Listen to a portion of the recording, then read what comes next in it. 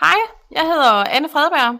Jeg er 42 år gammel, bor i Hyggen, lige lidt uden for Ejby, sammen med min kæreste Peter og mine 2 børn, Toga og Fenja, på 17 og 14 år.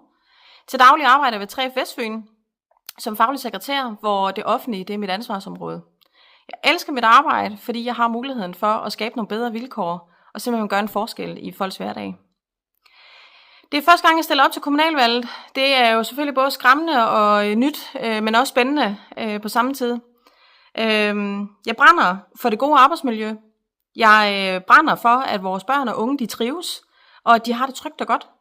Jeg brænder for, at hverdagen den præges af værdighed og ordentlighed for alle.